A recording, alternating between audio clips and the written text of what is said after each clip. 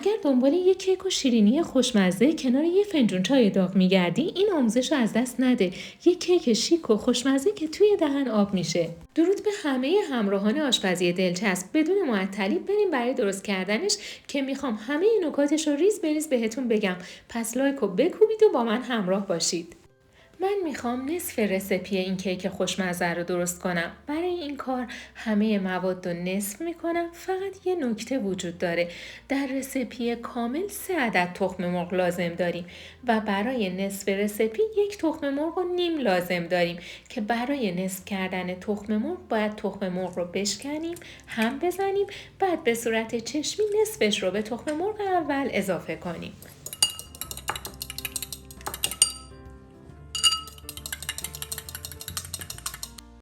یک یا نصف تخم مرغ رو که جدا کردیم با چنگال هم میزنیم تا از لختگی در بیاد. الان تخم مرغمون آماده است. فعلا میذاریمش کنار. توی این مرحله کره رو ذوب میکنیم و میذاریم به دمای محیط برسه. با پودر قند مخلوطش میکنیم و با دور تند همزن هم میزنیم تا کمی حجم و روشن بشه. همیشه قبل از استفاده از پودر قند الکش کنید چون سریع رطوبت هوا رو جذب میکنه و اگر گلوله شده باشه با الک کردن جدا میشه. کره‌ای که ذوب کردیم و به دمای محیط رسیده به پودر قند اضافه میکنیم. با دور تند همزن هم میزنیم تا کاملا مخلوط و کمی روشن بشه.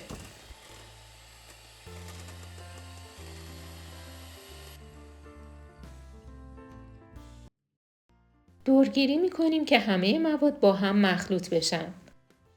دوباره با همزن هم میزنیم. برای من حدود 2 دقیقه طول کشید تا به این بافت رسید. تخم مرغ، پودر هل و وانیل رو با هم مخلوط میکنیم.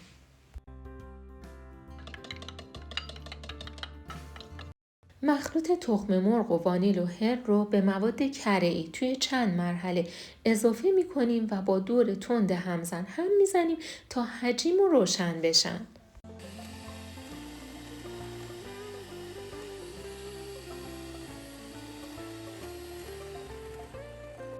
حتما وقتی تخم مرغ رو هم میزنید دورگیری رو انجام بدین که هم مواد خوب با هم مخلوط بشن، هم بعدن کیکتون بوی زخم تخم مرغ نگیره.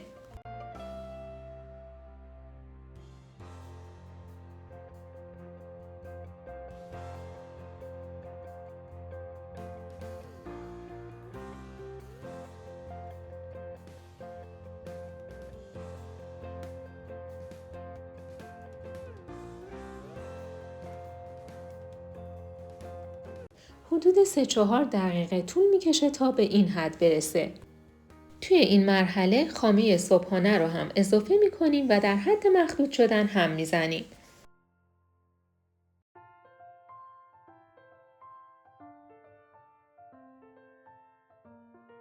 آرد و بیکینگ پودر رو با هم مخلوط میکنیم و 3 بار الک میکنیم.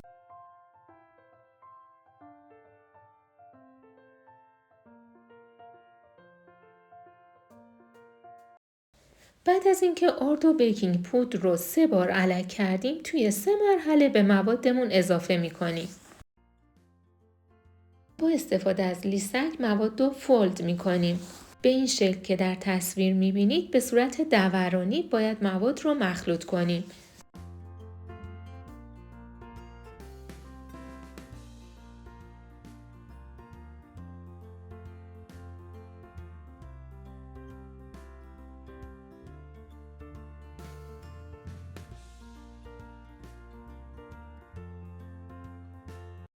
حالا با دور کند همزن در حد 1 دست شدن هم میزنیم. الان مواد کیکمون آماده است. من برای درست کردن این کیک میخوام از رینگ استفاده کنم. رینگ به قطر 8 سانتی متر و ارتفاع 5 سانتی متر. استفاده از رینگ باعث میشه که کیک بعد از پخت منظمتر و تمیزتر در بیاد. رینگ رو روی کاغذ فویل قرار میدیم و فویل رو مثل تصویر دور رینگ میپیچیم.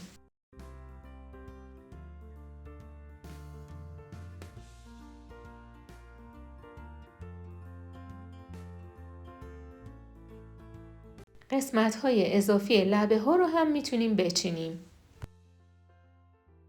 این مقدار کیک که نصف رسیپی بود برای 4 تا رینگ مناسبه. برای دیواره ها من میخوام از کاغذ نسوز استفاده کنم. مثل تصویر کاغذ نسوز رو داخل رینگ قرار میدیم.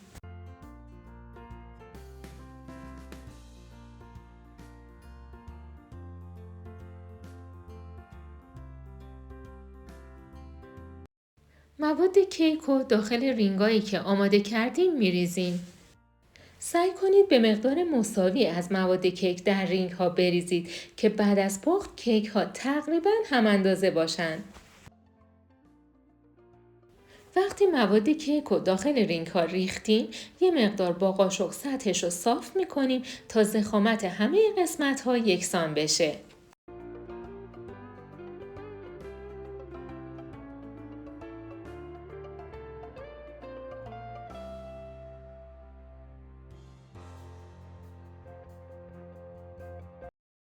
رینگا که آماده شدن میذاریمشون توی یه سینی و در فر از قبل گرم شده با دمای 180 درجه سانتیگراد به مدت 20 الی 25 دقیقه قرار میدیم. حدود 5-6 دقیقه قبل از اینکه کیک رو از فر خارج کنیم شروع میکنیم مواد رویه کیک رو آماده میکنیم.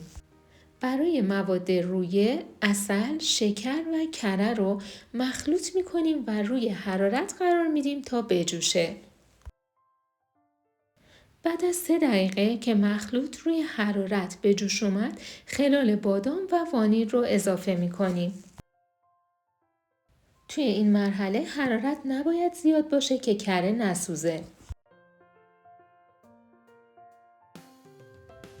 بعد از 3 دقیقه که مواد ما کاملاً با هم مخلوط شدن، خلال بادام و وانیل رو اضافه می‌کنیم و مجدداً هم می‌زنیم.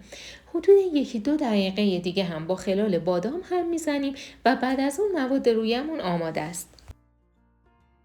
نکته‌ای که اینجا باید رعایت کنیم، نباید مواد رویه رو خیلی زود آماده کنیم، چون هم مواد رویه باید گرم باشه و هم کیک گرم باشه که مواد رویه کاملاً به سطح کیک بچسبه. الان مواد رویمون آماده شده، حرارت رو خاموش میکنیم و میریم سراغ کیکمون. بعد از 25 دقیقه کیک رو از فر خارج میکنیم. این مرحله اول پختش بود. همینطور که در تصویر مشاهده میکنید یه مقدار کیک پف کرده. حالا مواد آجیلی رو روش میریزیم و دوباره به فر با همون دما منتقل میکنیم تا زمانی که روی خلالها کمی طلایی بشه. تا آخر پخت حرارت بالای فر رو روشن نمی کنیم.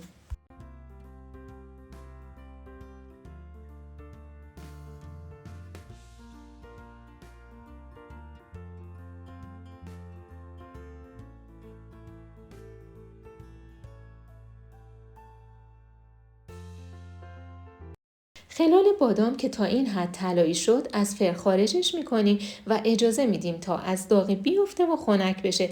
بعد از رینگ جداش میکنیم. بعد از اینکه کیک ها از داغی افتادن از رینگ خارجشون میکنیم. نمیدونید چه عطری توی خونه پیچیده، فوق‌العاده است. ببینید به راحتی از فویل جدا میشه. ما فویل رو نه چرب کردیم نه روغن جدا کننده زدیم، ولی کیک به راحتی جدا میشه.